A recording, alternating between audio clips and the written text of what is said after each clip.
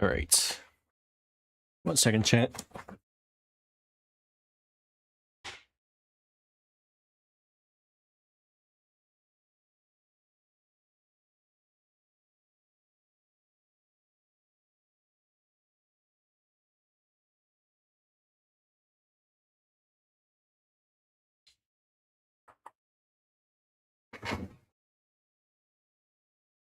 Oh, you.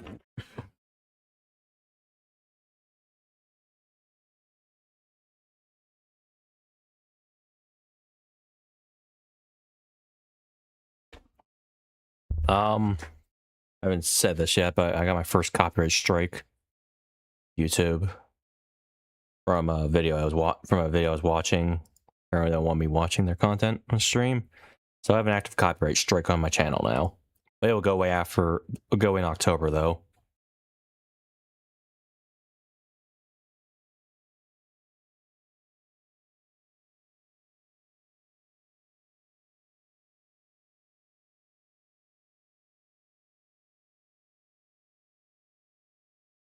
All right, so let's get the first one up.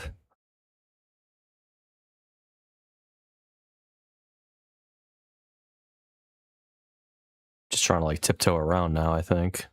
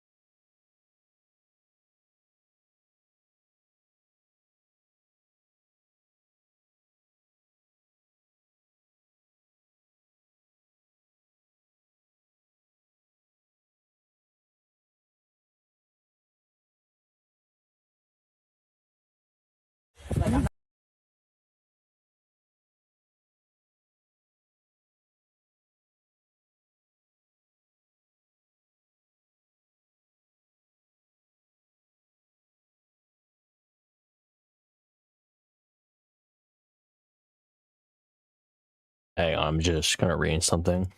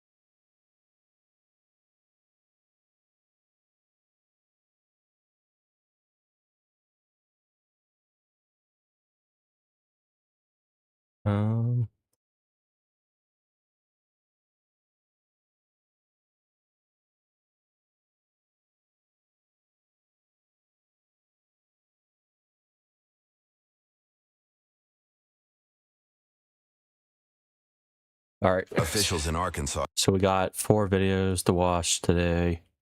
All police body cam. We're gonna watch that one first. A Code Blue one, which just uploaded today, actually, like an hour ago.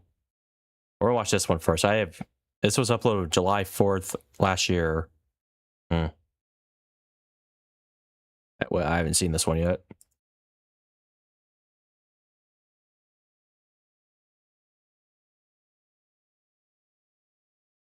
Look at that. We just hit 7,000 subscribers yesterday. Wow.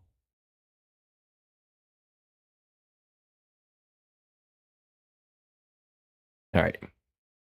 128-mile-per-hour police chase ends in total destruction.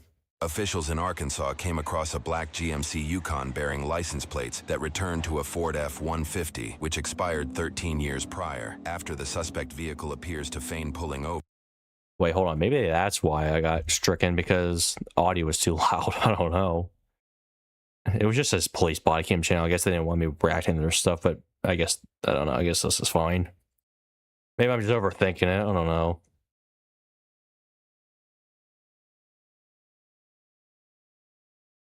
I'm just gonna make sure though. Just make sure I'm not doing anything wrong. I shouldn't be. Officials. Because if I get 2 more strikes, this channel is gonna be gone. And I definitely don't want that to happen. Okay. Yeah, so right to this one. 128 mile per hour police chase ends in total destruction.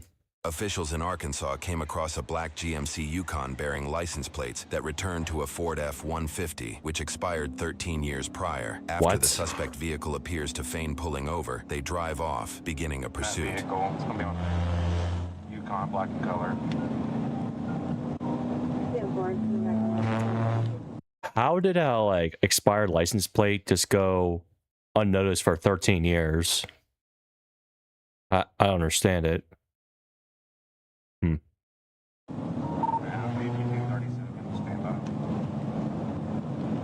Jonesboro, show me 237. It's gonna be on a black Yukon.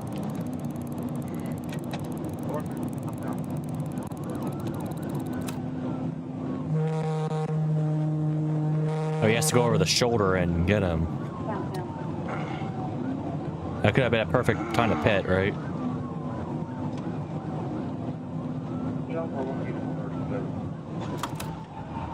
Oh, what? He got out of that somehow.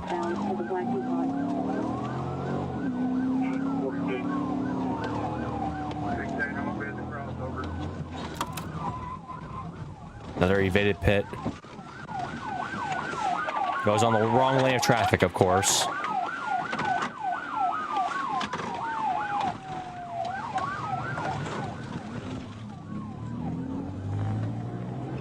Jonesboro, he's the wrong way on the interstate. Oh my god.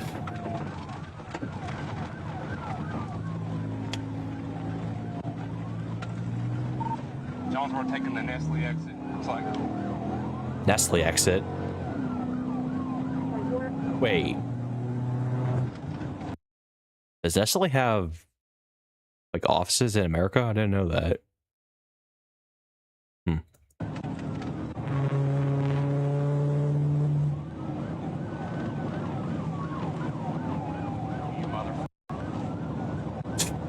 He's going Oh, Jesus. taking a left on Nestle. Whereas Nestle is just a road.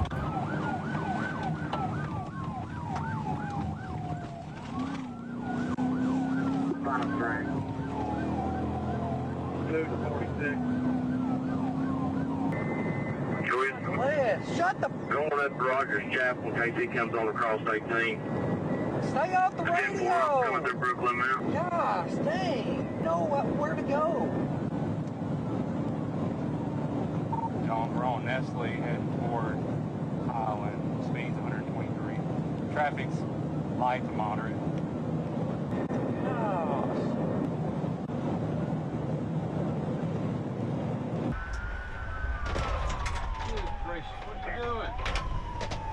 Oh, where's he now? Oh. Oh, that was a different officer. Oh my god. He's driving pretty reckless. Stand by. I'm going to back off at this intersection here at CW Post. I'm going to go ahead and take Commerce.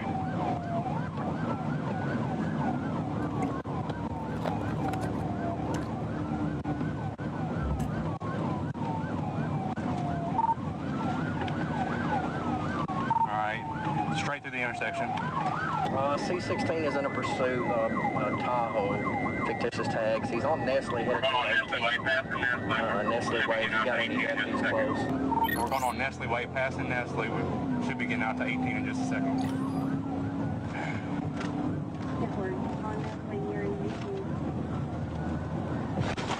Behind you, 16. Let you know I'm south end of Brooklyn.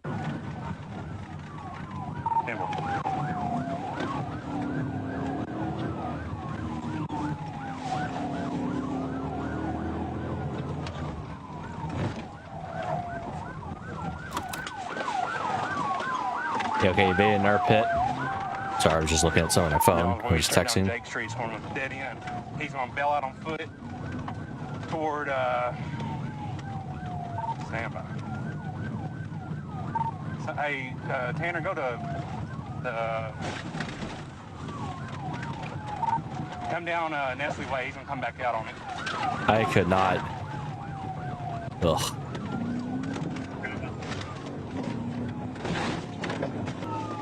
You see, this is actually a guy who's like doing everything he can to evade the police. He's actually doing what most people who flee the police should do.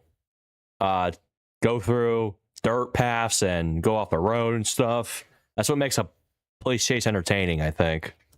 16, I'm turning on Nestle from 555. Oh my god. Cop's gonna fall off probably here, who knows. Close back to 18. Jeez. I've tried to do this there one time.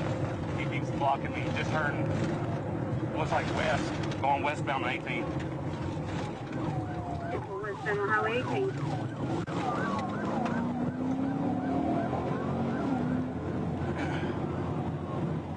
Oof. Okay, what's that description again? I'll let you know. I'm on Heath Lane. Yeah, why those guys people need to stop, like I don't know. Yeah, can't stop everybody from Jones looks like a white male driver.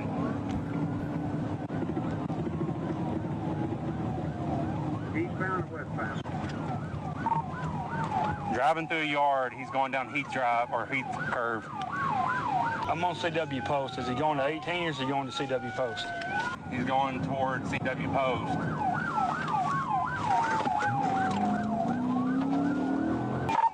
I ain't seen no Yukon if you're coming this way.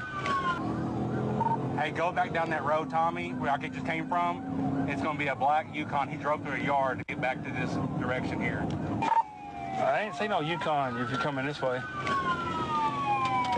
go back down that road, Tommy, where I just came from. It's going to be a black Yukon. He drove through a yard to get back to this direction here. Okay. Hey, he's on me right now. We're headed out toward Pilot. I just struck him. He drove off the road. oh, of course. Now give me an update where you're at. He's approaching Pilot. He's approaching Pilot. He's headed. Yeah, sorry I keep looking at my phone, just somebody keeps texting me.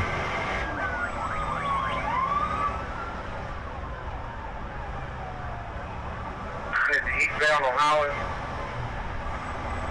We're going to Roger Chapel now. Just look to the right spot. Traffic is off on both sides. On the wrong side of the road again. Yeah, I think it's pretty good.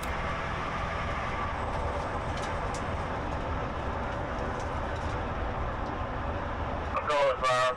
We're still eastbound on 18. Almost in Nestle Way. Oh, what? Oh, wow. Tire came off.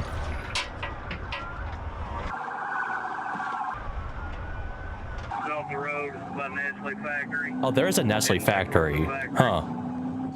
Off road, going to the mud. Hey, someone go back to Nestle. I'll sit around this.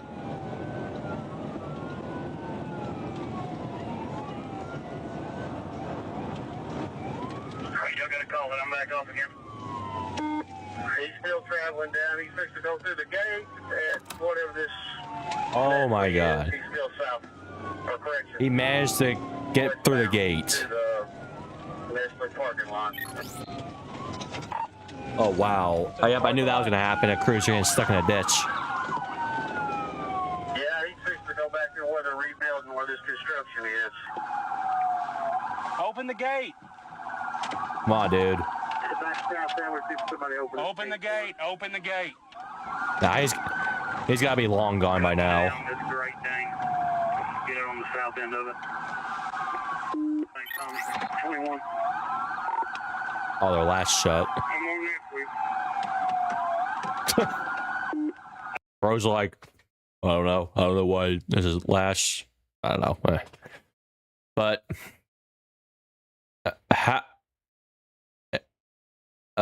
I I got no words for this so far. He was just doing everything he can to get away from the cops. Okay, let's see what happens. I'm stuck in a ditch.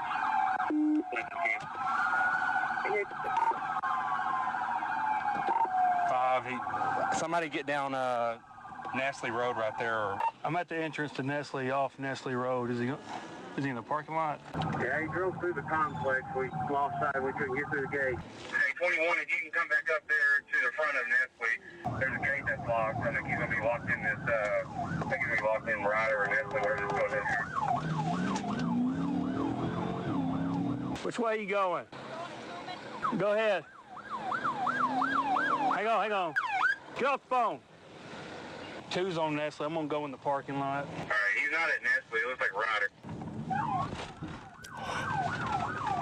Oh my god. They didn't even know. They didn't even notice he carjacked a. They didn't even know. Oh my god. They didn't even realize he just stole another vehicle. Hopefully, one of the employees there caught it. I'm gonna go back around to that other gate that's open. Was he last seen here behind Nestle in this destruction area? Oh, yep, they know. They're running towards the cops tunnel. They're pointing back east. Hey, where'd he go? Pointing back towards the shore. He took off the dually? I think. Oh my. Jeez.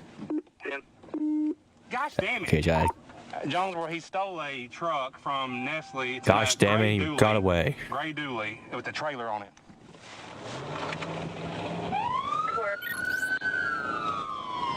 How did he pull that off? Is it a flatbed? So this is what's going to cause the destruction, possibly. If they like hit him, it's going to fly everywhere. Whoever's in the flatbed. Oh yeah, this isn't going to end well. I'm going to switch over to the scene call.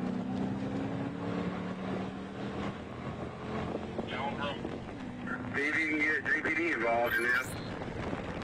I'm working on 21 now. C-22, don't run the lead now. Going back to the interstate. Crossing CW Post Road.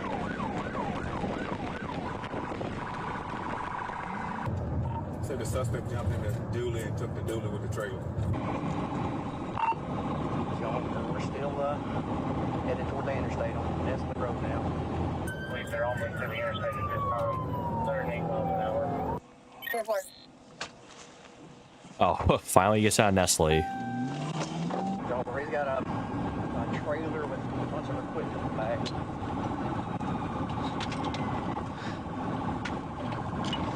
Jonesboro, see if JPD can get that vehicle that he was originally in. I'll get on it.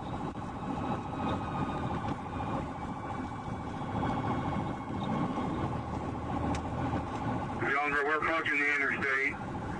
26 is the lead. I'm behind him. Sure. Coming up on the overpass. Oh, he almost hit another vehicle. Continuing over the overpass. Yeah, this is someone they need to stop like immediately. Looks like he's going for staying on that side to 463.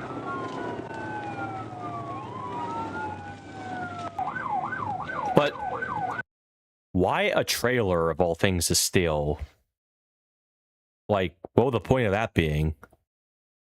You're just kind of slowing yourself down, to be honest. I don't know. Maybe they'll tell us later. Probably not. He tries to make it over them railroad tracks on 463, see if he can put a stop to it. You go get up there, 22. He's got a tractor in front of him. All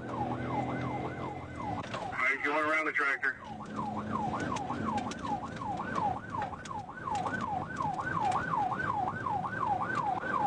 Get him in that curve, 22, if you can. If not, I'll get a bring you.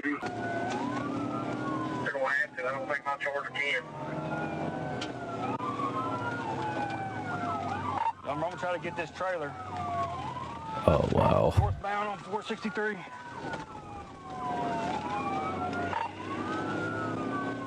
Northbound on 463, headed to Jonesboro. about 70.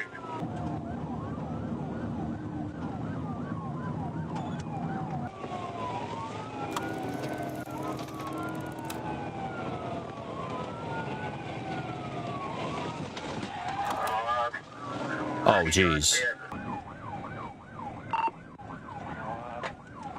He tried to pit. He couldn't do it. Send a dispatch. It's a train on track. I lost sight of him. He ran me.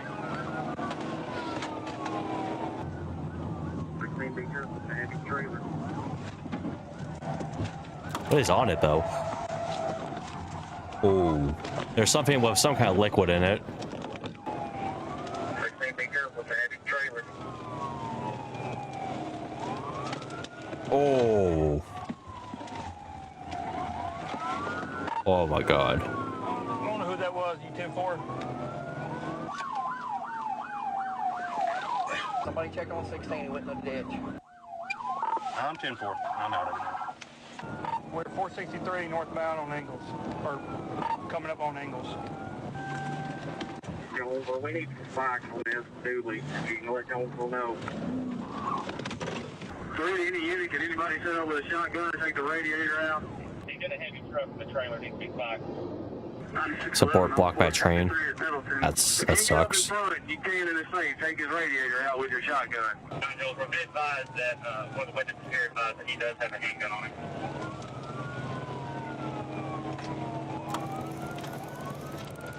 He's in oncoming traffic. He's about to hit one.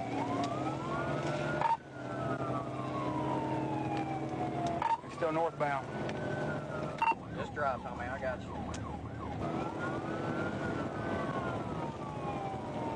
We're still northbound, coming across double detail one looks like.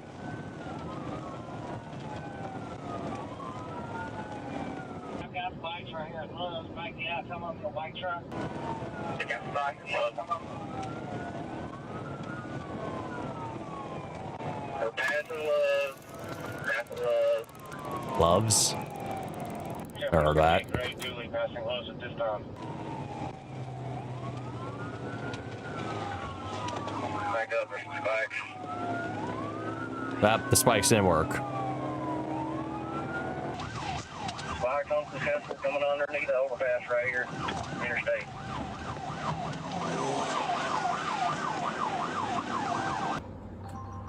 Ah, there we go. Train passes now. Everyone around here saying the individual is armed.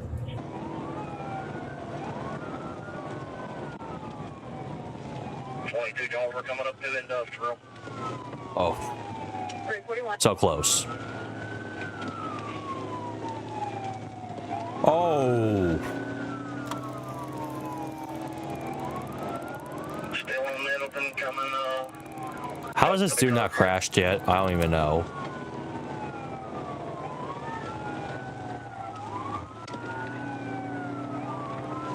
He's probably about to lose it at these railroad tracks. Oh, he made a citizen go off a road. Crossing the railroad tracks right here in Middleton.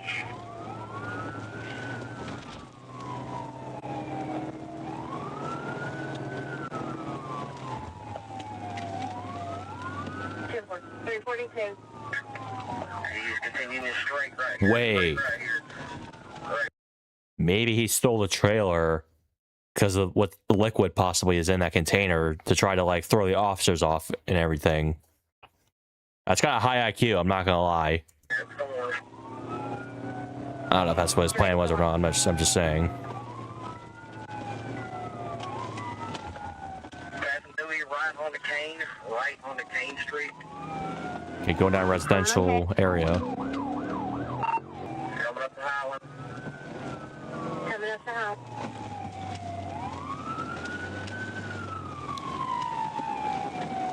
Left on the Highland, left on the Highland. Left on the Highland going westbound.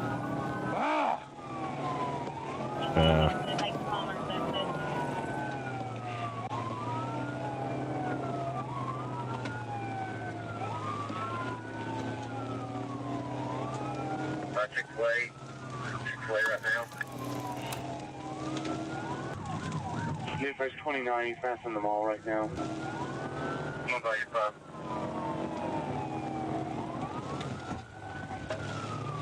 Oh, pit. Possible pit. Nah, it didn't work. Oh.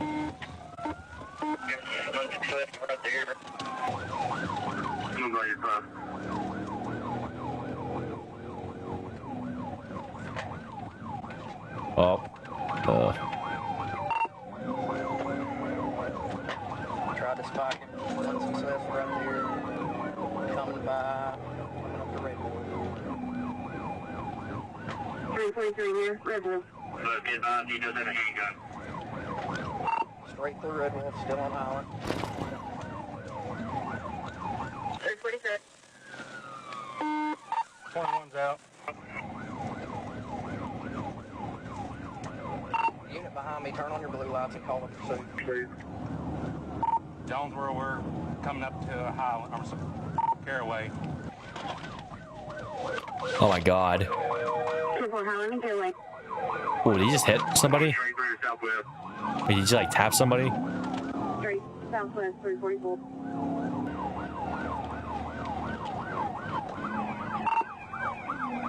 There's no way he can't get. Our chargers aren't doing anything.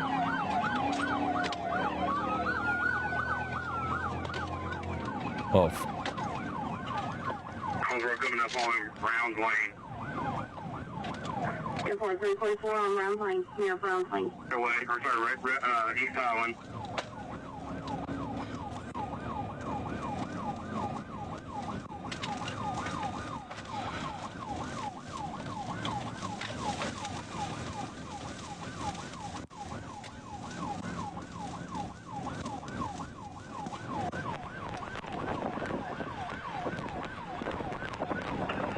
Jonesboro, I'm here at Highland and CW Post.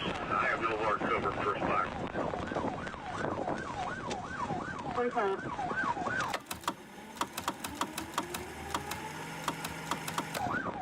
Correction, I'm at 10 cruisers are after him now. Highland MLK. Oh. Highland MLK. Oh my god. He just hit somebody here at Harrisburg Road in Highland. Get JPD check on him. 10-4. 345. Oh, there. Got a Yep. crash, got a crash. Yep, the trailer came off. Yep. Oh my god.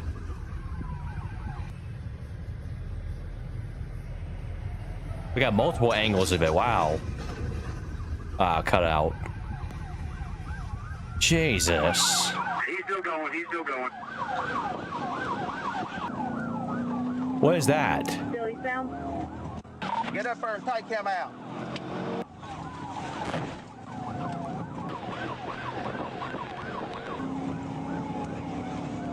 Come on, pit him.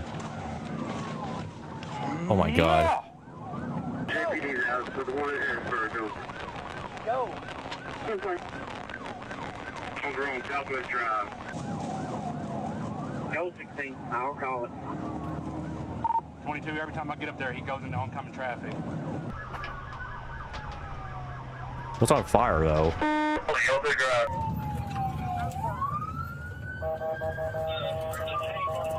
Chainsaw.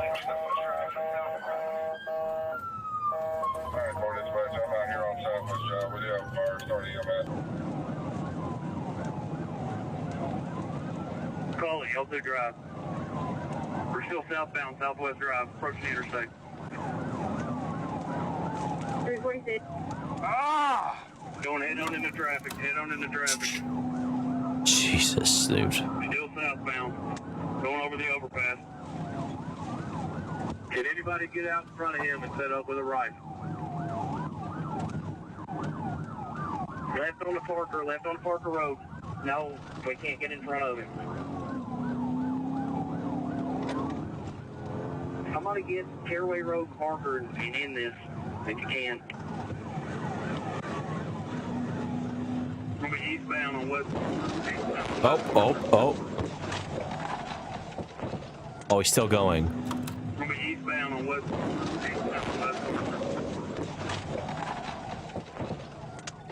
Oh my. He's down on West Parker. Mother. See 16 struck this over Highway. He's like this close to like hitting other cars, so it's insane.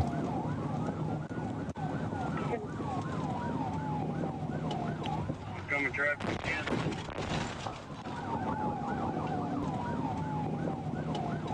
Coming traffic.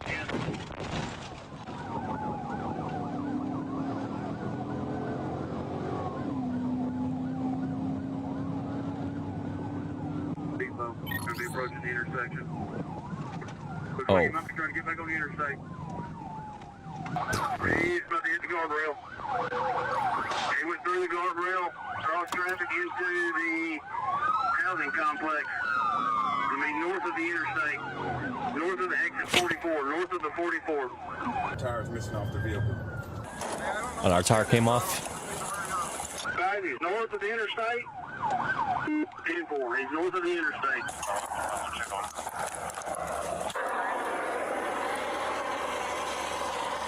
Turn left right here, and he's going to be just north of the interstate. 22, I'm going to go north. I'm going to go on this church here. 10-4. Trying for this bus, we got the fire out. We have eyes on the truck. The stolen truck crashes into a small waterway near Oh, a residential what? neighborhood. Officers search moments after for an armed white male in a red shirt, but when they arrive, they find a sole female passenger with no driver in sight. While the Jonesboro Police Department utilizes body cameras, Arkansas State Police do not. However, Really? they do wear microphones synced to their cruiser's dash cam, letting us hear their interactions with the suspect vehicle currently submerged in a waterway. Stay out there! I'm not sure. Get your ass over here! I'm gonna shoot you if you don't get over here. Come on! Get them hands where I can make you. Get your ass over here. Vehicle's still going or be on foot? Vehicle's in the ditch. Stay right there. We got one out here. I don't think that's the driver. Jonesboro, he had a female when he was in the Tahoe. It's revealed the female passenger was with the suspect for the entire pursuit. Police reports do not clarify if she went willingly or was forced into the flatbed truck during the carjacking.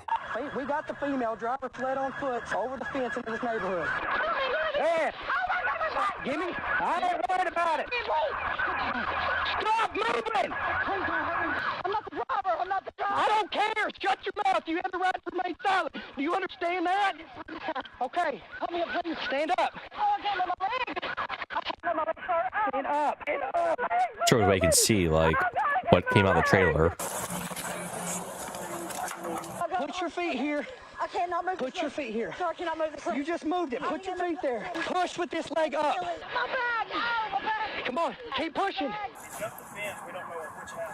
We have a physical description on him. Hey, who is that? Michael Smith? Officers are unaware the female passenger just gave a false name. It is unclear if she knows of his real name or not. Suspect on the run is a Michael Smith, 40-year-old white male. How do you know him? Where does he live at? You don't know why he ran? Which one, the other one? Yeah, the one. Did we find it? That's clean. Then I had my shotgun out, I had my rifle out. Dude, that's a prime example of why we need to be able to unload on people like that. Yep. What did he have on again? Oh my God. Just a sleeveless shirt. Rocket. I tried to put people down there, and none of the patrolmen are listening. Here. Got at least 4 units up there that I can see. Right there. Where's the dog? Where's the last one? They sit straight across from this truck. Right here. Yes. So I'm gonna check chest. Pull it the other way. I think we should go down in that neighborhood. Jonesboro to all units, be advised. I wonder if he's down here in these woods. It'd be nice if he would run out and try and carjack us. Aha. Oh. Imagine. We are. You don't have the name and date of birth. Is this normally open? He's not picking it up. Yeah, pick the back door of the house. Clear. All right, y'all gonna let the doors down?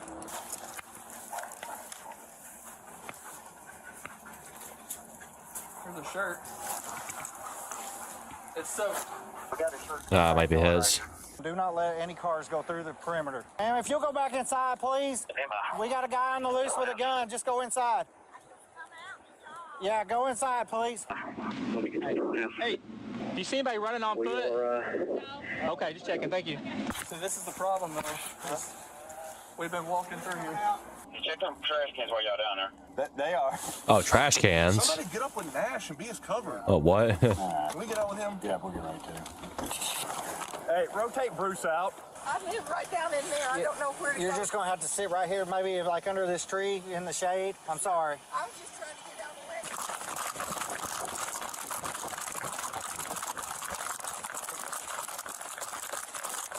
the way. This ditch goes all the way to Stroud, though. Bruce, either stay right on him or dip out. You don't think it's him? No, because they walked into all these backyards. It's already been contaminated? Yes. What are you Dad behind me right there. Yeah. But we can't get a hold of my mom, and she lives down there. down in here? Uh-huh. Okay. That's my dad. It's his wife, but Okay. it's my mom. Well, we can't let anybody go in right now. Okay. We'll get somebody to go down there and check on her, I promise. Okay. What's that right there? White male? Old male? Okay. We got a drone coming. He's got to be laid up, you would think. Yeah, there's too many eyes. Well, that's the only part. There ain't but in that. But with everybody that's walking around, he probably is now. Hey, this house door was unlocked. This lady right here, her mom lives there. She can't get a hold of her mom. We got an elderly lady that lives at that address. And They cannot get a hold of her. is there a car there? There's vehicles. There are no vehicles here at this time.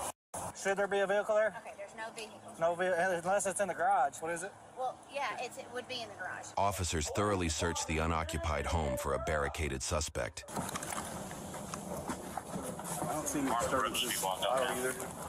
And find no cars in the garage, stoking fears that the suspect carjacked a second vehicle and possibly took a woman hostage. I just worry he's gotten past. Where's the? Do we not have a drone? Hey, y'all have any water? He's already got the drone up. I'm just worried that he's taking this lady in this car. Her daughter's up the hill. She can't get a hold of her. Oh. Dispatcher, we anywhere with that 28 on that vehicle? Negative. I couldn't help you radio earlier.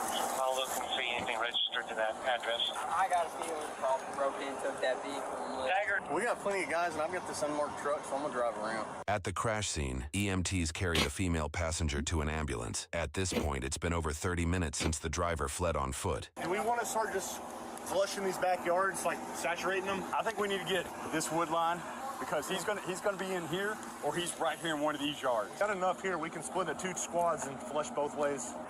This lady tried to come through. So stupid. I live right there. I need to get home. I think he hopped fences. That's the easiest. Yeah, you can't let anybody in if there's like armed guy running around. Check all these houses then. What is it? This gate's open.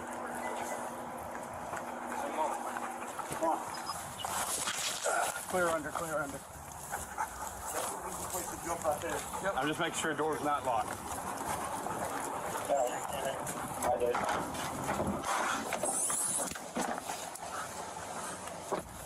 Hey. Lock. How'd the truck just go like just end up straight like that in the river or in the creek? Tuckery's off the exit in that ditch.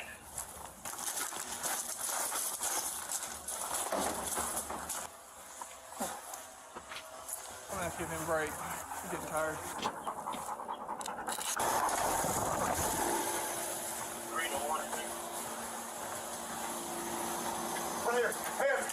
Oh, what? I found him. Move. Stand up. Crawl out. Crawl out.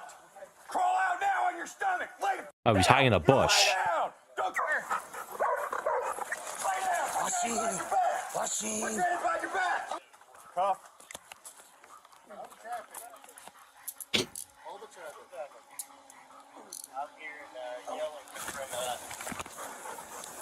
Wow. We are 10-15. We can't talk for 10-15. Where's the gun at? I never had a gun. Just on the other side. talking. Stand up. Hey, that's the phone. Let's go. This one here. Good. The female passenger was not charged in this incident. She was brought to a hospital where Yeah, a 'cause police she probably had report nothing to do states with she it. sustained serious injuries. The male suspect, then 50-year-old Timmy Lynn Davis, not Michael Smith, was charged with aggravated robbery, possession of firearms as a felon, 2 counts of first-degree criminal mischief with damages between $5,000 and $25,000, Wow. 2 counts of aggravated assault, 2 counts of property theft valued between $1,000 and $5,000, 2 counts of leaving Oh, the list scene of of an charges. accident with over $10,000 in damage, reckless driving, fleeing on foot, driving with a suspended license, using fictitious tags, theft by receiving over $25,000 in goods, My and God. felony vehicular fleeing causing substantial danger. In court, he pled not guilty to all charges, and his bond was set to $1 million.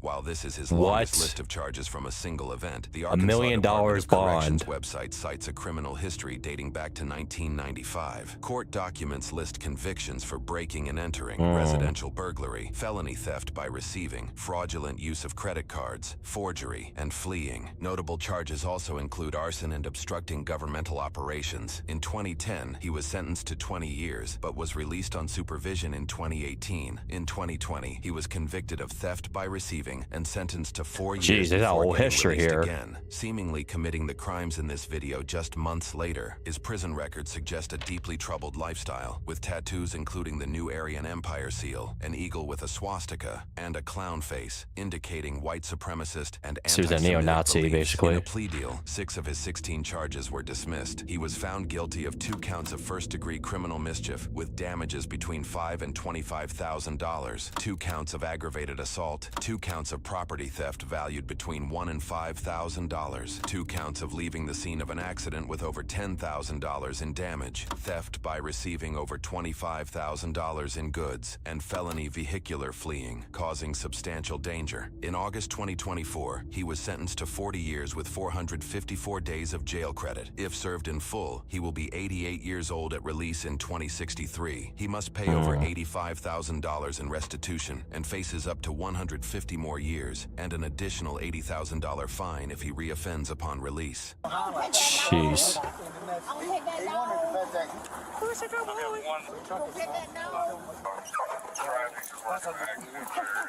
We did go in your house because your sliding back door was open. I took a soda and I think I found a candy bar. Fellas, need anything else? We good. No. A firm handshake and a hearty hi-ho.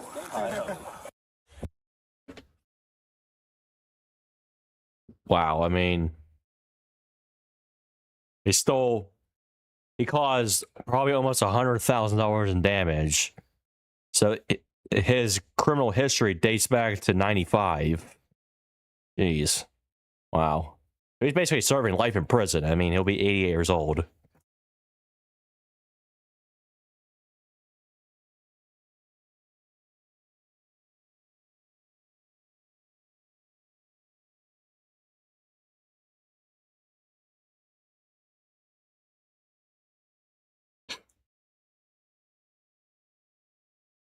Okay, this is a video by Dr. Insanity. Teens accidentally run into secret cult's body dump. Like, I'm not gonna, my heart is beating, bro. This group of teenagers are in the middle of exploring an abandoned building in Michigan. Just a few feet away from them is something they were never meant to see. You want me to get close up for you? Hey, I'm What the fuck? Come on, Aiden. Come on, Aiden.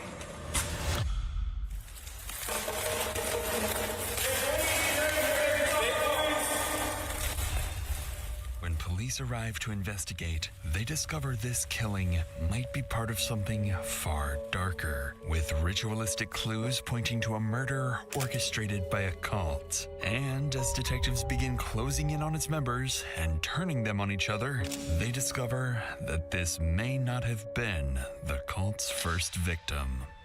Richie, so to speak, that they wanted to kill right after getting married. It was like a gang or something? No, it wasn't a What kind gang. of cult would this be? Steve called it a family. I know you didn't say the number I heard, right? 16? I killed 16 people. You killed 16 people is what I said.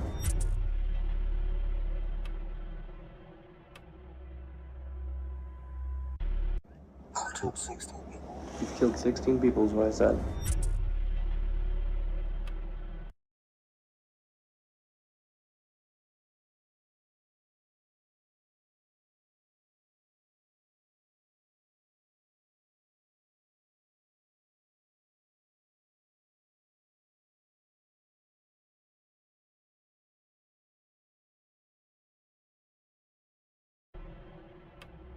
Jeez. It's a late Thursday evening in Monroe County, Michigan, when 7 high school students decide to explore an abandoned juvenile detention center. But the moment they step inside, they stumble upon something they were never meant to see and immediately start recording. I don't even know if I want to really get it. All right, so we seen my fault. We seen the body. We seen a body. This is for... My heart is beating, bro. Tell me this. Hey, I don't want. I'm not looking. I'm not looking either. Look. You want me to get close up for you? Hey, I'm They're laughing at this too. moving. Wait, am I moving? Hold up. I see it's blurred, but it looks mangled up, and you know, it looks like it's been dead for a while probably. Probably tell even though it's blurred.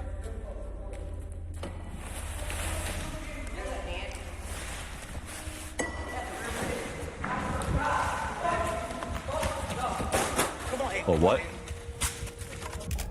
Upon seeing what appears to be the dead body of a young woman, the boys run back to their car and drive off. Despite knowingly trespassing, one of them calls 911 and begins describing in detail the gruesome discovery they had just made inside. Not that they're being trespassing. Hi. So we were exploring a abandoned building, and I think we found a dead body. Okay, what was the address? Right now we're at the Monroe Travel Center. Where was the address you were exploring? It's the old student center, or like an old school or something. You're pretty far away from Netto. Yeah, because we drove away and we didn't know what to do. Tell me exactly what happened. Like, he moved a door that was on the ground, and underneath it there was a tarp, and under the tarp we saw a foot. So we left and called. Can you give me a call when you get back to the pilot center? Yes. After directing the teens to a safe location, Michigan State Police are dispatched to Boysville, an abandoned juvenile campus with dozens of rooms and corridors. Wow. Once officers arrive with no... I wonder, you think I should explore something abandoned for a video one day? I don't know. I thought about doing something like that. If I find a dead body, I mean, I don't know. No electricity and a potential homicide scene waiting inside, they draw their weapons and prepare to move in. Just keep track of how many rooms, like, look at how many sections there are of the building. Keep track of how many sections you think you're going through so you don't get lost. Yeah. So you three want to go first, me and Llewellyn will stay back. No, obviously I wouldn't go in place by myself. I'd go with a bunch of other people probably. Definitely.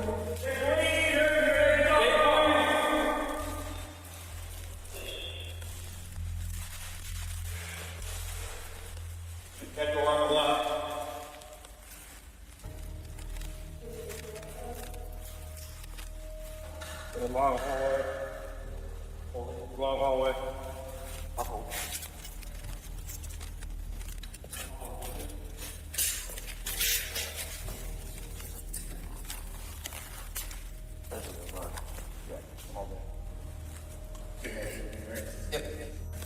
On the floor, underneath the tarp, lies the deceased body the teens found earlier. But before officers can properly examine it, they have to clear the rest of the building and make sure they're the only ones inside.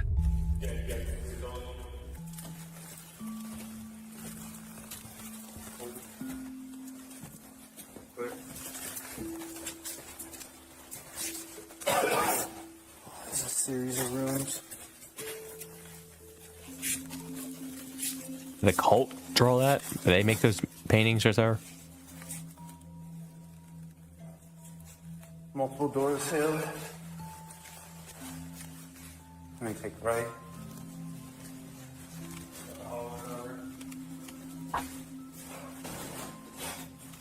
Walking through.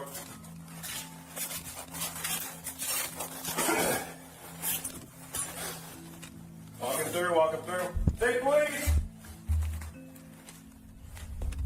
After an hour of clearing the building room by room, officers find no one else inside. With the building now cleared, officers return to the victim and begin trying to identify her. Given the location, they initially assume she may have been homeless and simply overdosed. But that assumption would quickly be turned upside down upon further inspection. But there was a time where people were coming in here like on a regular basis, like the haunted house type stuff, you know, like looking for ghosts and whatnot. I think that's blood under her head, like she got hit or around her. Yeah. Well, unless suspect is on top and slams your head on the ground. Yeah, it's not blood. No, it's like bronze. Almost gold. It's all over. It's on her face, her arms, on her neck, her shirt. Look at how her legs are positioned. Shirt's pulled up. I'll get my fingerprint scanner out here in a little bit. Yeah, I wasn't gonna. Yeah, probably what, mid-20s, 30s maybe. I mean, she might not even be local. It might be somebody a truck driver picked up. As officers continue examining the body, they notice several unusual details. The victim is covered in an unfamiliar substance, surrounded by candles, and across her legs are what appear to be scribbles and strange markings. While one officer moves to retrieve a portable fingerprint scanner a few miles away, another group of officers makes contact with the teens who discovered the body. They're all shaken up yet cooperative, handing over the video they recorded inside. And it quickly becomes clear to detectives that they're far more worried about a trespassing charge than being tied to what happened to the victim. So they're eventually let go. Back at the more abandoned important property, than trespassing. the officer scans the victim's fingerprints and learns that she Nobody is, goes to the in building fact, anymore if a it's local, abandoned. 22-year-old Kayla Sadowski. Moments later, paramedics arrive and examine the body, confirming two things. She's been here for some time, and the head injuries are consistent with 3 gunshot wounds. Sometime after midnight, officers lock down the rest of the building and return to the station, intent on resuming the investigation at first light. And as the investigation would begin coming together, detectives would become convinced this is not only a homicide, but part of something far more disturbing, possibly even ritualistic. If you live with him and you leave and he finds out you leave, needless to say, you're going to be the next. Steve said that she was screaming, Steve! Steve, help! Steve, help! Do you want to go see your dad? Do you want to be with your mom? Yes. Or you want to live? The next morning, officers begin reviewing every available CCTV camera in the area, and after hours of combing through footage dating back 2 weeks, they finally spot her. On February 15th, at around 10 p.m., Kayla is seen leaving the Rosler Street apartments and walking across the Rosler Street Bridge. An hour later, at around 11 p.m., she appears on camera again, walking across the same bridge. But this time, she stops, turns around, and gets into a black Mercury Milan, wearing the same skirt she would later be found dead in. When officers run the vehicle's license plate, they learn it's registered to 44-year-old Stephen Bales, a man Kayla has an active protective order against. And just like that, investigators have their first suspect. That same afternoon, officers rush to Stephen's house, but what they find is troubling to say the least. A note taped to the front door stating that he and his wife, Narina, have left for their honeymoon. To investigators, the timing seems far too convenient, so they try calling him, but he never picks up. This is Stephen Bales. Leave a message after the beep.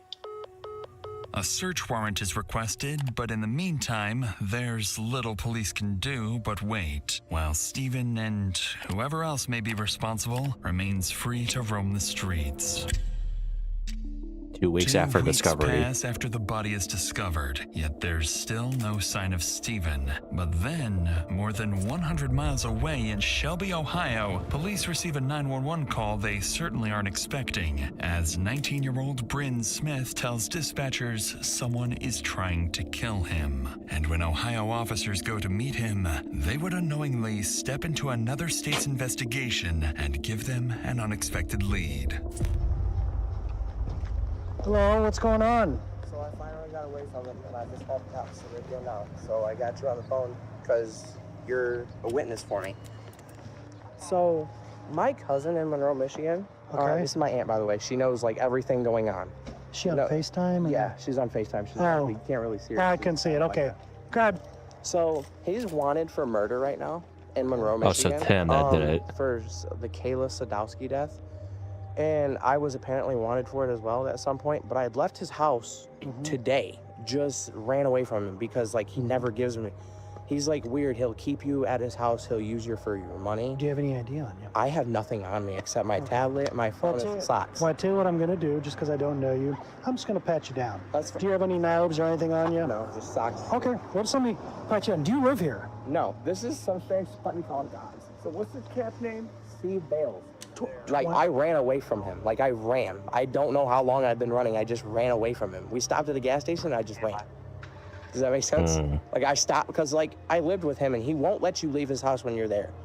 He's weird. He will hurt you. I have videos of the person that did it admitting to it. Oh, wow. Because I lived with all of them in the house together, like in one bedroom. And she was acting real funny one day, so I had, like, walked away, and I called her on my own phone, and I got videos of her. Why don't we go out of the seat in the back of this officer's car on the other side? Come. Other side? Yeah. As if the investigation wasn't complicated enough, Bryn is accusing someone other than Stephen of being the killer, and even refers to a group of people he and Stephen had been living with. The problem is, these officers are from another state and know nothing about Kayla's murder, so they decide to take him to the station to get some clarity on the situation. Upon arriving, officers contact Michigan State Police, and that's when they are finally briefed on Kayla's murder investigation. More than anything, Michigan investigators are fixated on this alleged confession video, urging Ohio detectives to obtain it as quickly as possible. And once Bryn sits down for his interview, what he would go on to describe would sound to detectives almost as if he had just escaped a cult. Now you don't gotta worry about me being killed. So, what was, and this gentleman that apparently killed this girl, what's his name? Steve. Well, I know who killed her. I have a video of her admitting to it. Because we all lived in the same apartment together. So there was a one-bedroom apartment that he owned, him and his wife. He had like 8 people living there. I was one of them. And in order to live there, he took your food stamp card. He would take whatever cards you had, and basically your money and everything was his. That's how cults work. I did not agree to that. So he knew not to take from me. I just stayed there. I slept on the couch. I woke my head and I laid my head. So we're going down, and he gets married through all this. Now, our ex becomes missing. So I was wondering, because you say our ex. Yeah, we both had dated the same woman. Okay. So she becomes missing, and everybody in the house starts acting weird. So I'm gonna try to pull up this video of Caitlin, the one who supposedly killed Gail, admitting that she did it. Did you ever think about going to the Michigan authorities with this? I couldn't. Why? If you live with him, and you leave, and he finds out you leave, and he finds you, basically, needless to say, you're gonna be the next. So if you live with him, you're not allowed to leave. He's basically a person who's gonna get you in his house, and he's gonna trap you in him. Is that like most? Hey, Tracy Harlow, thanks for subscribing. Basically, that's how like previous cults have started. Like they've been in the house and no one's allowed to leave. This is like what happened with Heaven's Gate back in the 90s, I believe, over in California.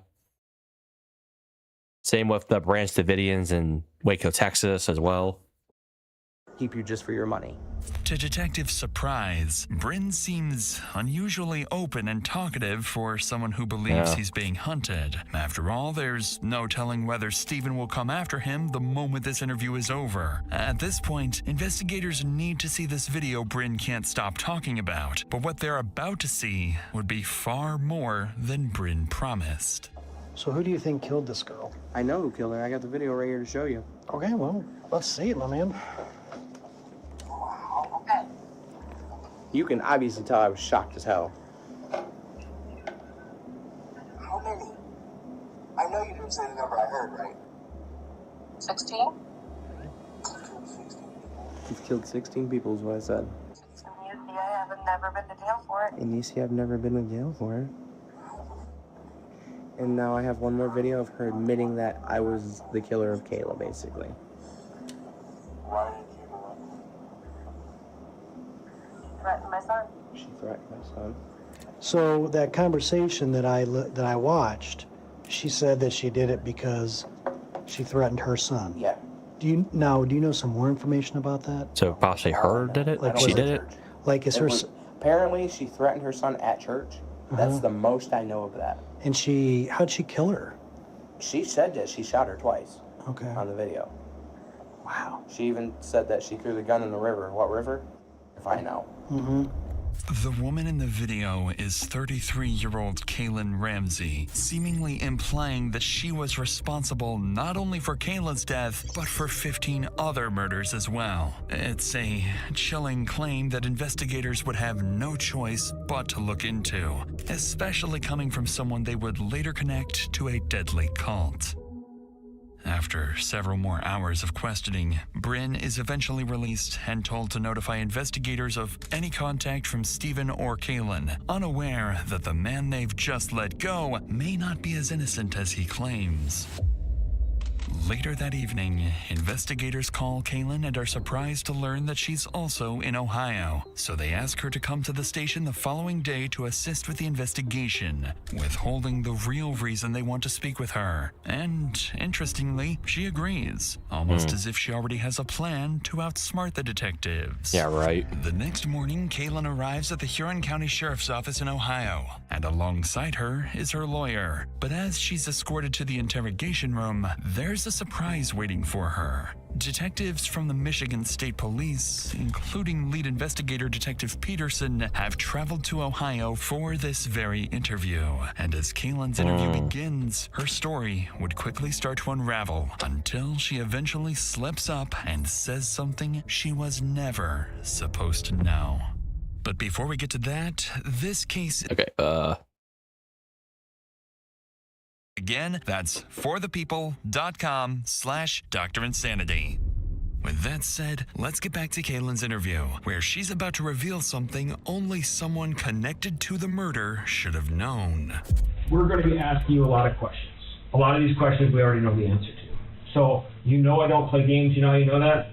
We went and got him to make sure you had him here. Right? That's important, that I want to make sure you feel comfortable. She's possibly the one that did all this? And 1 is the worst life ever, 10 is the best life ever. Right now, it's a 1. It's a 1? But after, hopefully today, it'll be a 10. Okay. So, what's going wrong right now? Me living my life in fear. And why are you living in fear? Because of this guy, Steven Bales. Okay, why are you so afraid of Steven Bales? He's threatened my life. Okay, how does he threaten you? He's threatened to kill me. Okay. Do you know Kayla Sadowski? I knew of her. She was one of my friends at one point until I moved out here 3 years ago and we lost contact. Tell me about her. Tell me about Kayla. She was such a sweetheart. Oh my God. She even loved my youngest son. She was a sweetheart. She was just like me, outgoing, laid back, calm, give her shirt off her back to whoever needed it more than her. Okay. Her and I were a lot alike. Was she easy to get along with then? Oh yeah, she was very easy to get along with. Such a sweetheart. Okay, did you have any conflicts with her ever? No, I've never had a conflict with her at all whatsoever. Was there a time where, recently where she accused you of hitting with her belt? No, not that I'm aware of. Okay. It was something I would never do. I don't have a mean bone in my body. Okay. Understood. Anyone you talk to about me will tell you I'm such a sweetheart. Okay, I believe it. Last contact I had with her was just shortly before whatever happened to her, and it kills me. I had just talked to her about maybe the day before, or maybe a few days before she had passed at the grocery store. Okay. When was that? Around Valentine's Day. Here, Kaylin seemingly places the murder around Valentine's Day, nearly 2 weeks before Kayla's body was discovered. To investigators, this appears to be a major slip-up, as the precise date of the murder has never been publicly released. The detective, however, refrains from confronting her, careful not to cause her to shut down. But now, he would reveal the real reason she's here and see if she can somehow explain it away. I'm not making this up. I'm not here to trick you. We have a video of you saying that you were the one that killed her. No. I would never kill anybody. Because I'm a sweetheart. I would never hurt anybody. Listen, that's why I take the time. Day in my life. This is why I take the time to talk to you. So it's 5 videos. We'll go through them all if you want to. Unless they're trying to pin this on me that I had nothing to do with. Well, let's watch these, and I want to talk to you because let's just. How many? I know you didn't say the number I heard, right? 16? That was all forced. They forced me to say all that. Let's watch them all, and then I want to hear. How'd you get there? How'd you get her there? So you can clearly tell they're trying to set me up. Possibly. This isn't my first time. That's why I'm trying to get you. Listen to what I'm telling you to do. Obviously, I want your side to that. Right? That's why we're here. So what is your side to that? My side to it is that I had nothing to do with Kayla's death. Because you can really help us, okay? And in turn, I don't make guarantees, but there's a chance you might help yourself. But I want to make something clear. We know when Kayla died, okay? And we also know that we have a video of you with Steve, okay, and Narina, very short time after her death, together at a party store. I do not think you're the mastermind. I think that there's a lot of influence by Steve. There's no doubt there's a lot of influence by Steve. Do you want to talk to me again? I think I'm done for today. Okay. My stress level's getting too high. It's slowly making me sick. After being shown the video, Kaylin does exactly what investigators feared most. She ends the interview before giving them enough probable cause to detain her, and so she's released.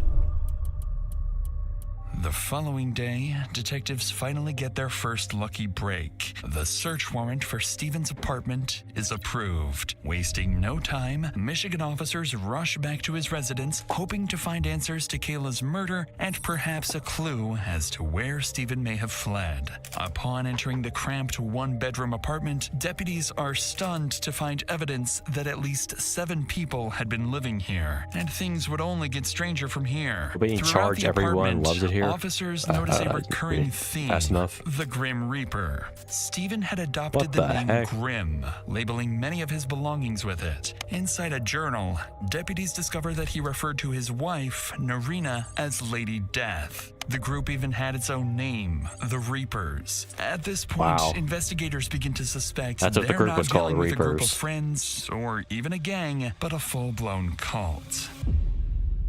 As the search unfolds, investigators back at the station begin monitoring Stephen's online activity, and before long, a Facebook photo stops them in their tracks. The image was taken during Stephen's wedding on February 14th, Valentine's Day. Police immediately Looks like more they're recognize dressed like to be in Stephen, St. his wife Patrick's. Narina, Bryn, and Kaylin, but the remaining 4 people are complete unknowns to the investigators, and detectives suspect they may also have been involved in the homicide. Stephen's mother is quickly rolled out, along with a family friend who appears to have little connection to the group. But the same can't be said for the remaining 2, Alex Fico and Sierra Bemis. 2 people Stephen has taken under his wing. That same afternoon, Detective Peterson calls them both and asks them to come to the station. And as Detective Peterson prepares to interview them, he needs to answer 2 critical questions. What is their connection to Stephen, and where does their loyalty to him end? Tell me about your relationship with Steve Bales. He was a good father, Kinda. Didn't really get along. Good father, kinda. So basically, trying to say, probably trying to say he's a good person against their will. Did you let him? Financial exploitation. Oh yeah. That's also what cults do, is financial exploitation. They like convince you to give them all your money for, I don't know, like religious things, so like you can have a good life or whatever. I gave him my card and he never gave it back. I want you to tell me everything you can, everything you know about the death of Kayla Stosky. Everything I know. Alright, so Steve Bales, I met him at Buscemi's Pizzeria, Monroe Street.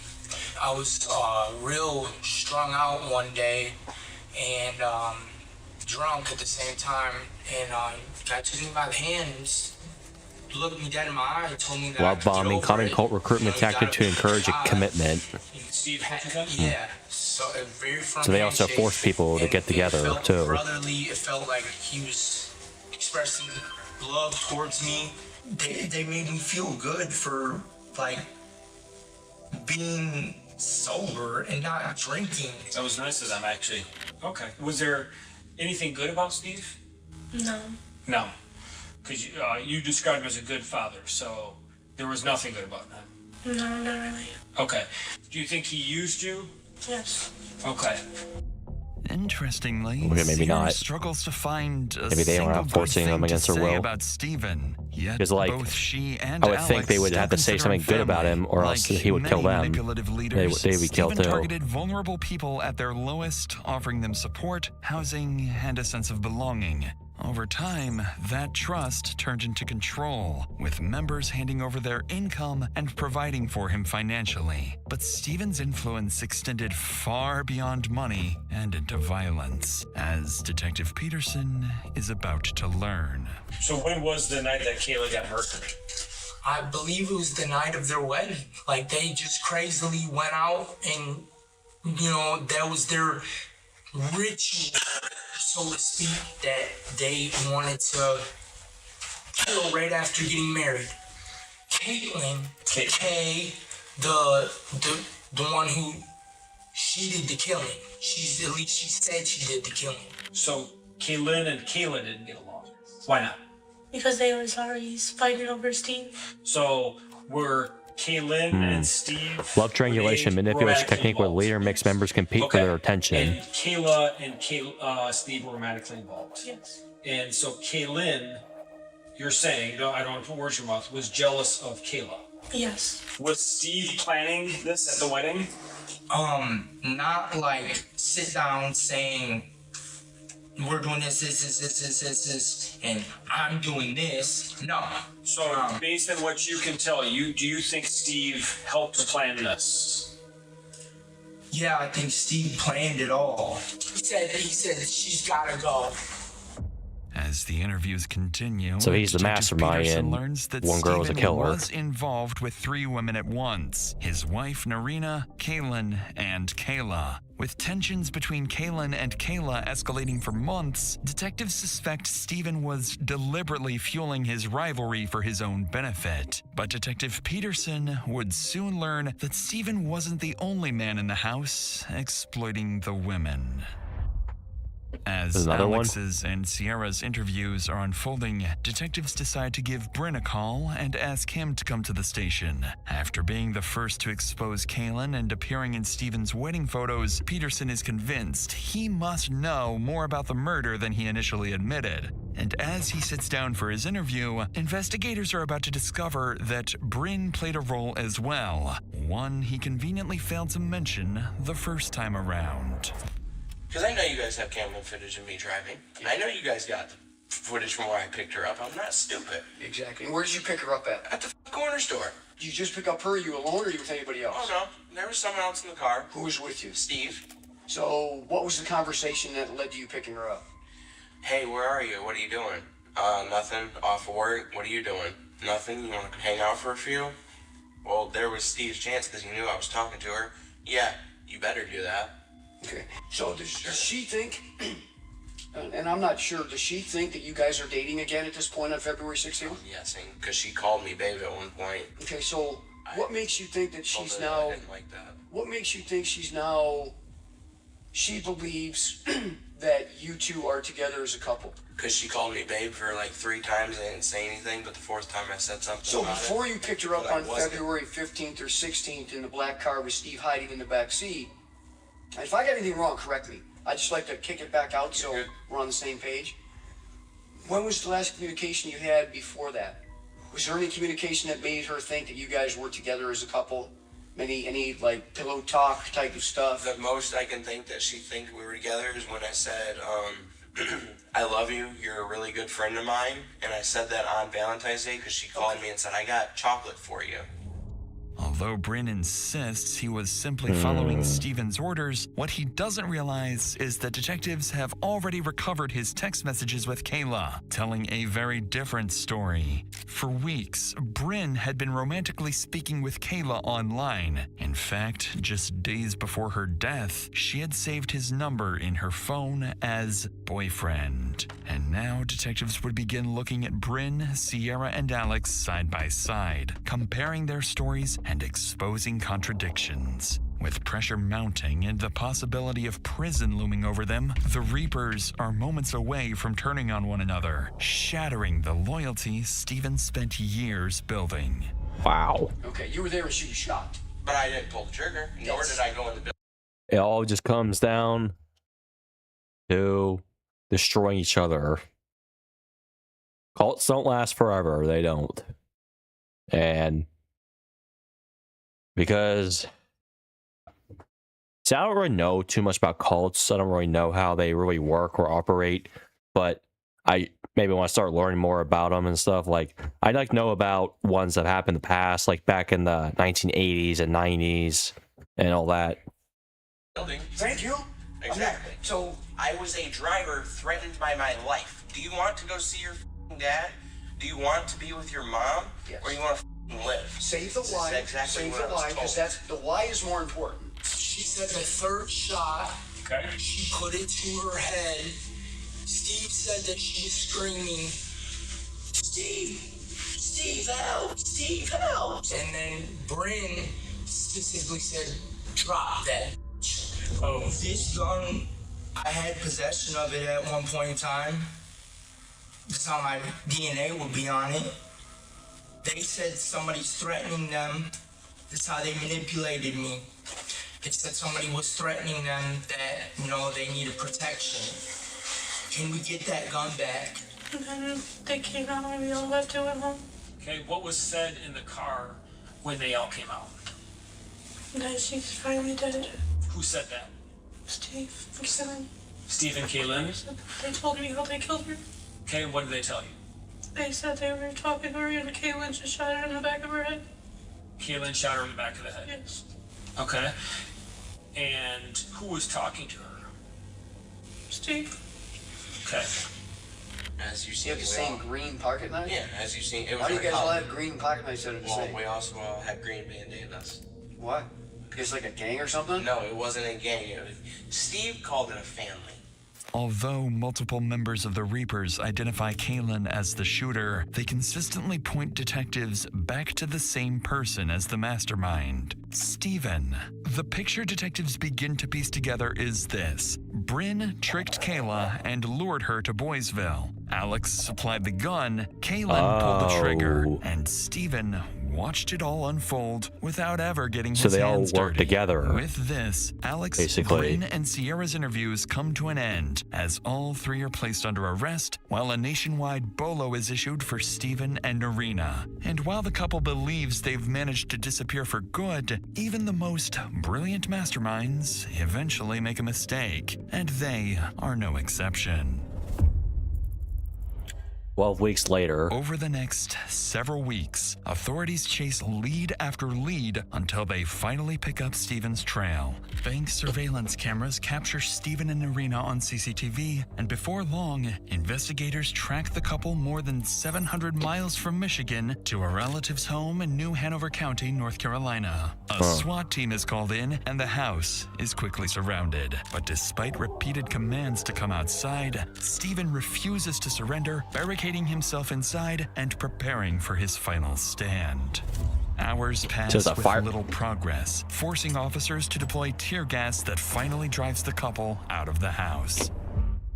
More than 6 weeks after the murder, Steven and Irina are taken into custody and transported into the New Hanover County Sheriff's Office. At this point, detectives know a lot, but not everything. They still need to determine whether Steven orchestrated Kayla's murder or if the Reapers acted on their own. And with investigators believing they're dealing with a dangerous cult, they can't rule out the possibility that there are other victims still waiting to be found. Perhaps even the 15 other murders Kaylin claimed to have committed.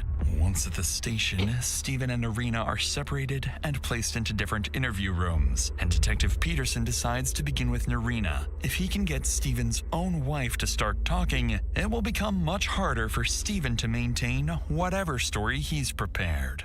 Do you know Kayla Sadowski? I do. Okay, tell me about her. She's a good friend. Did you have any conflicts with her? No. Were you jealous of her at all? No. Was she romantically involved with Steve before you? So you didn't have any jealousy or anything like that about her? So, they went to pick her up. You stayed at the apartment, but you knew at that point that they were going to pick up Kayla to kill her. Yeah, I knew that. Okay. At that point, and just out of curiosity, any reason you didn't call the police? I did not call the police. Any reason you didn't? No. Okay. They came back. They told me that they were going to go back the next day to go put suntan lotion on her, body lotion on her, perfume, whatever they can find. They had not had the smell on her, like the after effect smell. They would put everything over her to cover that smell of her. Okay. Steve said the reason why I killed her because she put me in prison for 2 years. What did he say about what they had just done? He didn't say anything. He just kept his mouth shut. So he didn't say much. I wonder why. But was he the organizing this whole thing? Was he the one that kind of controlling it and telling people to do this? Yeah.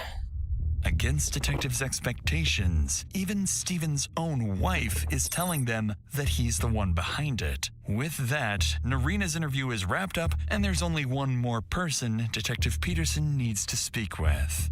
As Steven sits in the interrogation room, he has no idea that the people he spent years controlling, including his own wife, have already turned against him. But going into this interview, Detective Peterson faces a challenge. Upon hearing of Steven's arrest, his mother has already requested an attorney who is now on the way to the station. And so the clock is ticking. Detectives need to extract the truth from Steven before the lawyer arrives and shuts the interview down.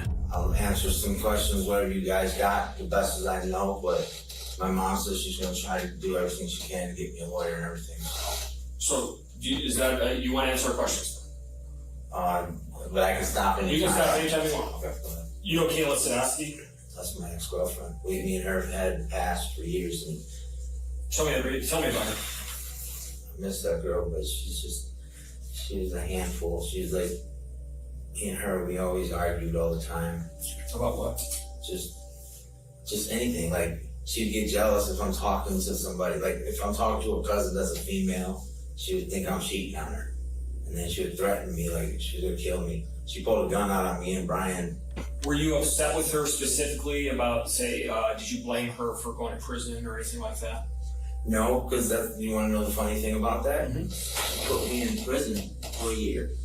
Said that I choked her, that I slammed her against the wall. She lied because I was messing with her sister at the time. So you were not involved in the planning and execution of Kayla's death? No, I was not. Was Bryn involved? He was with me at the time. And the only time he wasn't with me No, but I came down there, so, yeah, because he drove with us. And when you say he was with me at the time, at what time? When we were going on our honeymoons and when we went to South Carolina. Okay, so what does that have to do with when she was killed? I'm not sure. I don't know. Well, you brought it up, so I'm just curious. You said that he was with me at the time. What do you mean? Oh, like when I was going down to South Carolina and Florida. Right, what does that have to do with always Kayla's death? Oh, I don't know anything about that. In an attempt to deflect blame from Bryn, Stephen just revealed he was with him at the time of Kayla's murder. But there's a problem. Kayla's time of death was never made public. And just like Kaylin, Stephen has unknowingly implicated himself. In Stephen's mind, Kaylin is the one who pulled the trigger, which makes him innocent. But detectives see it very differently. They view Stephen the way prosecutors often view notorious cult leaders like Charles Manson. Yep. The person who pulls the trigger isn't always the most responsible. Under the law, It's the person who's behind it all. plans a killing can be just as, if not more culpable than the one who carries it out. Seeing that Stephen refuses to tell the truth, Detective Peterson decides to push harder and reveal damning evidence Stephen can't talk his way out of. But this strategy is about to backfire. All right, so have you ever been to the old Boysville facility? One time. When was that? That was many, many, many years ago when it was open. Remember when we started talking, right? Yeah. I told you, I know everything about you, Steve. I know everything about, I know more about your wife and your Bryn and yourself probably than you do. So, and I'm going to ask you straight up, is there any reason, or I should say, would it surprise you to know that we have a Facebook conversation between you and Bryn at Boysville that night? No, you don't. I can guarantee we do. Well, this is where I need my lawyer then. Okay. Sounds good, because I know that's a lie. Oh, it's I a got guarantee. proof. You'll see that. It's not a lie. The only thing that's been a lie is what you've been telling me since we sat down. Understand, we've talked to... So everything I just said was a lie? Yes. Okay. I need a lawyer then. Okay. That's fine. Because I just told you everything by play of what happened. Okay. Just know this. The fellowship you have is broken up. Everyone's talking, including your wife. We've spoken in Arena. We know everything. And I mean everything. So, it's up to you if you want to talk. You said you want to talk to your lawyer. I'll let you have your lawyer. But this will not help you. Okay? Any questions for me? No, sir. Okay. The moment detectives confront Stephen with evidence placing him at the crime scene, he's caught off guard and completely shuts down. And now, even without Stephen's confession, investigators are able to piece together what happened to Kayla that night. Stephen orchestrated the attack, recruited the others to carry it out, and later returned to conceal her body before fleeing the state. Kaylin was the attacker. She participated in the assault and ultimately fired the shot that killed Kayla. Bryn was the lure. Posing as her boyfriend for weeks, So they he all gained worked together. Kayla's trust and convinced her to meet him, ultimately driving her directly to her death. Bring her with you too, but don't let her know that you are. I'm sleeping in a tent underneath the bridge, by myself. Send me location. I got Kayla. She's in my hands now. She fell right in my trap. LOL. Dude, I can't find the gym. I hear you. You're getting closer. Clear. Sierra acted as part of the ambush team waiting for Kayla, serving as lookout as the murder unfolded. Narina never went to Boysville that night. Instead, she stayed at the apartment monitoring a police scanner, ready to warn the group if law enforcement was approaching. And Alex supplied the firearm, later retrieving it and helping conceal the evidence afterwards. In the end, none of the Reapers would escape accountability. Alex pleads guilty to tampering with evidence and accessory charges, receiving a sentence of 5 to 10 years in prison. Narina receives 13.5 to 30 years, while Sierra is sentenced to 18.5 to 30 years after both pled no contest to second-degree murder. Bryn and Kaylin each plead no contest to second-degree murder and are sentenced to 40 to 60 years in prison. And Stephen Bales is convicted of first-degree murder and conspiracy to commit murder, receiving life without parole, along with a second life sentence Wow. with the possibility of 2 parole. life sentences. As for Kaylin's claims that she had murdered 16 insane. people, detectives were unable to connect her But to deserved. any other killings, leading them to believe the confession was fabricated under pressure by Stephen and Bryn. Even so, investigators are still looking, because there's no way of knowing whether Kayla was their first victim or simply the first one to be found. And while this case left Michigan shaken by a deadly cult no one knew existed, our next... Alright, so that's just to be ad. Wow, okay. Now I know more of how cults work now and operate. They all work together to try to stop people from leaving or whatever, because they know the truth about... They know what the cult leader is telling them isn't truthful, and they're trying to escape. It's kind of what happened with, like, you know, like, yeah, they compared it to, like, Charles Manson. Like, he did the exact same stuff. Wow, okay. This was an interesting one. This was really interesting one to watch.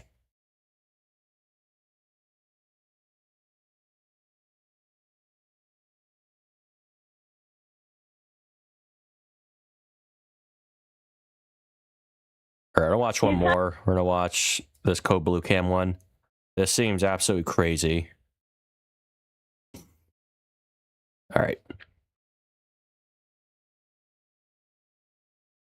Man chases cops with 20,000-pound construction vehicle. He's trying to run over the police officer right now. This guy is not playing. Oh my God. When a strange man breaks into a construction site to steal a front loader. This guy reminds me of that one case where, like, the one footage of the guy who stole a bulldozer and just ran through the city with it. Or the guy who stole a tank and went through this town with it. It seems like a straightforward theft, but no one realizes that it is only the beginning of a violent rampage that will soon put the responding officers directly in his path. Hey, stop! Stop now! The horror for Henderson police officers begins around 9 a.m. on Sunday, January 4th, 2026. Oh, this just happened not so long ago. When this man jumps the fence of a construction site on Water Street in Nevada to steal a Was this not talked about in the news? I don't know. As an employee monitoring the site surveillance cameras from another location calls 911 to report the theft in progress, none of them realize that this is only the beginning of the destruction he is about to leave behind. I need police immediately over one of our construction sites. Is it just a construction site? It is a construction site, yes. Okay, tell me exactly what happened. We just had somebody hop the fence, and it looks like he's hot wiring one of the bulldozers right now. Do you have video of this? I'm watching him live right now. You're on scene or video? Over video, and we have a guard on site, and I did dispatch them. The suspect, white, black, Hispanic, or Asian? Looks either white or Hispanic. Can you tell how old he might be? Maybe late 20s, 30s. And what color shirt and pants is he wearing? He has a tan beanie, a tan jacket, looks like gray or black pants, and white shoes. Yeah, looks like he's messing around with it right now, because the bulldozer's right in front of our camera unit. Where's security? They're supposed to be on site. I called them right away. I'm currently on... The suspect is 33-year-old Juan Rincon Carreno, and while the senior operator tells dispatch he's trying to reach the security guard on site, he has no idea that the guard has already had a violent encounter with Juan. Moments later, while still on call with dispatch, he learns what happened before he called 911, leaving him deeply concerned for the safety of everyone still at the construction site. Do you see any weapons? No, I just saw him with the blue towel, and it looked like a shoebox or like a brown box full of tools, possibly. Okay, your security's on scene with us. It looks like that guy threatened to kill her. Oh, you threatened to kill her? Yeah, we might be on the phone with her. As Juan continues hot wiring the front loader, dispatch gets the security guard on the phone, who recounts the terrifying events that unfolded before he jumped the fence. But what neither the guard nor dispatch realizes is that this is only scratching the surface of what Juan is about to do.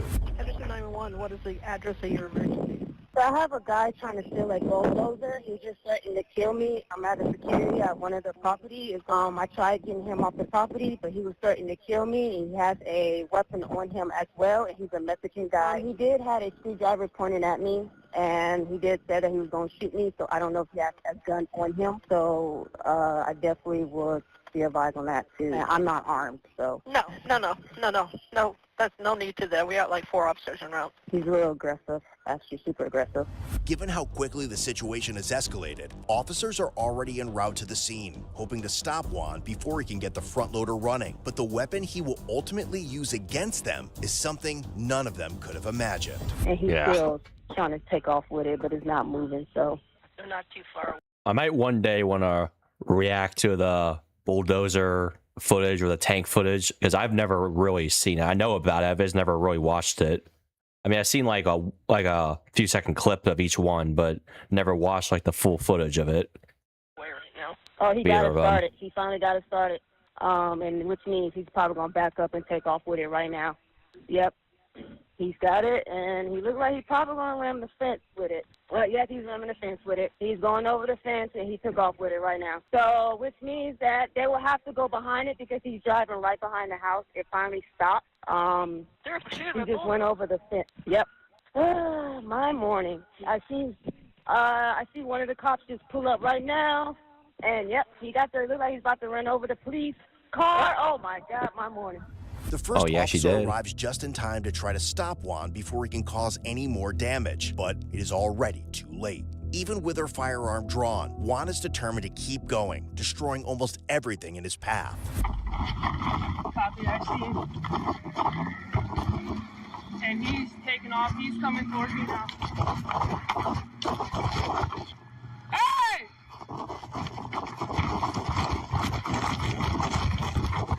He's coming right at my patrol vehicle. Hey, stop! Stop now! Oh my God. Stop! Get on the ground! Why does he have the door open? Was it supposed to be open? I don't know. Probably not. He's still moving his body to the whole car. Stop right there! Stop! Oh, Jesus. Shots fired. Get on the ground! Stop! Do not move! Innocent police! Do not move! Do not move! Get cover here. We're code 4. We got one at gunpoint. He's got his hands in the air. Hey! Can you hear us? Hey! Can you hear us? Okay. He's moving. Okay. We shot. I'm pretty sure he's hit. In an attempt to threaten the officer and escape, Juan first tries to run her over, then uses the front loader to crush her patrol vehicle before dragging it forward and ramming the sergeant's squad. As Juan finally comes to a stop after officers fire multiple rounds, the construction site's security guard reports the violent rampage to dispatch, watching in horror as she describes what Juan has just attempted. Jeez. Yep, he's about to go. Yep, there you go. There you go. He's trying to run over the police officer right now. This guy is not playing. Right. Oh my God. Yep. Was that shot fired? Kill him. Yep. The cop trying to take him out. The guy's trying to roll over the cop in the police car, and he just destroyed the police car. He destroyed the police car? He destroyed the police car. The cop God. Oh my God. What in the world? That is crazy. Yeah, it's nothing compared to like bulldozer tank chase thing. All right, I'm I've already mentioned. Call my boss and wow. All right, stop. They're contained the scene. All right. Yeah, thank you so much. You're welcome. All right. Thank you. Officers have now witnessed firsthand the level of violence Juan is capable of. And even as he remains inside the front loader, they know the situation can change at any moment. And while it may appear that Juan is stopped, there is no indication that he is willing to surrender. Hey! Can you hear us? Hey! Can you hear us? So we're probably gonna have to... Hey, keep your hands up! We can have him try to crawl out. Hey, start crawling out toward us. Let me go. Hands. I did. Okay, I will be hands. Is he gonna continue or what? Do we have a 40? Let's get a 40 up. Listen to me very carefully. You're gonna keep your hands right there. Do not move the bulldozer or you will be shot again. Do you understand? Who shot? I shot. Okay, I shot. Yeah, I shot and Jacob shot. Okay, I will be hands. You're gonna stay lethal. Do we have a 40? Yeah, let me get a 40. Hey, keep your hands where we can see them. Get out of the bulldozer slowly. I can't hear you. Climb out of the bulldozer slowly. Hey, don't keep your hands. Let me see your hands. Do not put your hands down. He's trying to still go. At gunpoint, we're giving them commands. You're lethal. You're 40. I'm gonna give him verbal commands. Sarge, your backup hands on if I need. Yeah, okay? I'm gonna get gloves on. Megan, just sit in the back there. Stay on lethal, Megan. All right, listen, sir. You're gonna slowly climb out of the bulldozer, come down those steps, and get down on your knees. You understand? Let's go. Hey, keep your hands where we can see them. Get out of the bulldozer slowly. I can't hear you. Climb out of the bulldozer slowly. Alviso, give him Spanish ones. Can you get a good shot on the 40 from there? Yeah, come over here. Louder, Alviso. What's he saying? Hey! Hey! Exit! Hey, you need to come this way to us. What's he saying? Get out of the bulldozer slowly. What's he saying? Come here! Yeah, I think we're gonna have to. I want someone on that side in case he goes mobile again, and we're just gonna go up there and we're gonna hands up. But someone stay lethal. Can you get lethal? Listen to me. If we're gonna climb up, I don't want lethal behind me though. Just communicate with us. Juan's family would later tell police that he had been battling severe mental health issues for nearly a decade. About 5 years earlier, he had attempted to set himself on fire at Boulder Station, an incident that resulted in his arrest. He had also worked at a construction site for 6 months before being fired, after which he had enrolled in barber school. However, he was later removed from the program following an unknown incident and afterward stopped taking his prescribed medication. Despite the continued support of his family in moving into his sister's home, Juan continued to experience episodes. Eventually, he left the house on foot without his cell phone or identification, and although he had no known connection to the construction site where the incident occurred, his family believed he may have ended up in the area because he was attempting to walk to Arizona. For now, the rounds fired by officers have only injured Juan, but they do nothing to stop him as he continues to ignore every command. Officers are soon forced to take an extreme measure, one that will leave more people injured. Take your hand out of your jacket. We're still giving commands. He's inside the bulldozer. Bulldozer's not moving. His hands are up. He's refusing to come out. Hey, give me some over here. Hey, Okami, come here. Never mind. We got there. So his hands are up. He's just refusing to come out, so we're eventually going to go up there. We don't know about any weapons. Do you want us on this side? Then we got cross. Yeah, can you be hands on? Yeah. Here. I got Okami going with you. It looks immobile, but he was coming out right on me. You're going to get shot again if you put your hands down. If he comes out this way, we'll grab him too. We're moving up. Do not reach for anything. Watch yourself.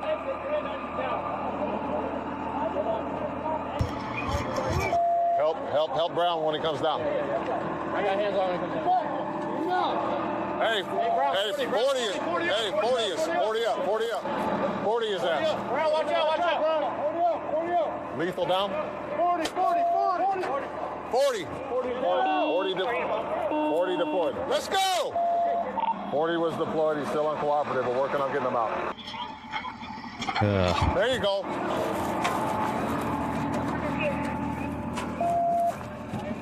I thought this would end up being so much worse. But, Pull him out, this is moving! Get him out! Oh, it's moving again? He's fighting with them.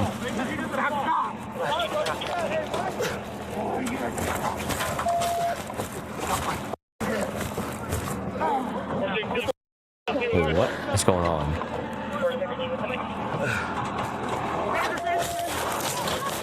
Oh, I see. They're fighting up there and they all fell. Watch it! Hey, get him out of there! Get move out of there! Get out of here! Yeah. Watch your foot!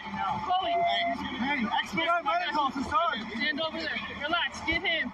Sit him on that power box. What do I got? You got a little bit of a cut right here. All right, that it? Yeah. It's okay, you're not even bleeding. As Juan continued to ignore their commands, officers eventually climbed onto the front loader in an effort to force him to comply. The attempt ended with 2 officers falling from the machine along with Juan, leaving all of them injured. During the incident, Juan sustained gunshot wounds to his left arm and lower leg, along with a piece of metal lodged on the right side of his head. He was treated for his injuries and made a full recovery. The subsequent investigation into the officer-involved shooting concluded that the officers had acted in self-defense, and no action was taken against them. Ultimately, Juan Rincon Carreno was charged with felony attempted murder with use of a deadly weapon ×2, resisting a public officer with a deadly weapon, not a firearm, grand larceny of a motor vehicle, destroying property of another over $1,200, and misdemeanor destroying, injuring real or personal property of another. According to Henderson Justice Court records, Juan was denied bail. Given the severity of the attempted murder charges involving law enforcement and the significant public safety threat posed during the incident, the court ordered that he remain in continuous pretrial custody at the Henderson Detention Center. If convicted on all counts, Juan Rincon Carreno could face a maximum sentence of more than 50 years to life in a Nevada state prison. Wow. Want to step up your style? Dude, that is just insane. I actually thought that would be so much worse. I thought he would be able to continue on. Let me see if I could find the tank. Yeah, Tank Rampage of San Diego, 1995.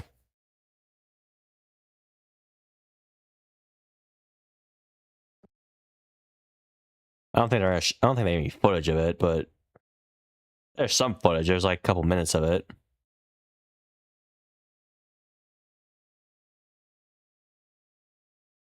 Combined with alcohol, it was due. Wait, footage. Let's see.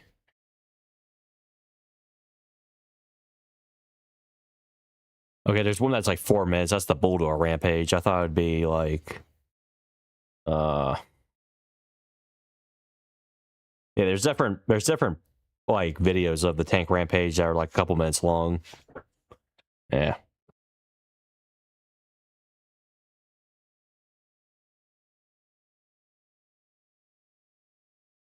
I bet 1995, the tank incident. When did the bulldozer rampage happen?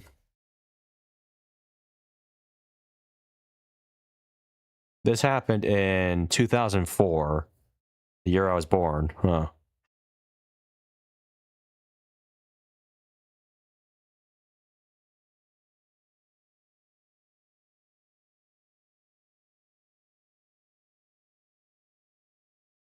Actually, there is a video right here that I could watch. This one's like 20 minutes long. Maybe. Actually took cover. Yeah, it's like helicopter footage of it. Yeah, maybe someday we'll see. All right, so that is going to do it for today's stream. Tomorrow we might do some other things that I've never done before. And also on Wednesday, Thursday, I could possibly do an IRL stream. And Friday, I'll play another game. And I wouldn't call it a marathon. I would just be playing the game until I beat it.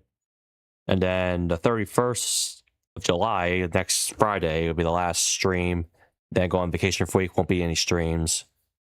And yeah.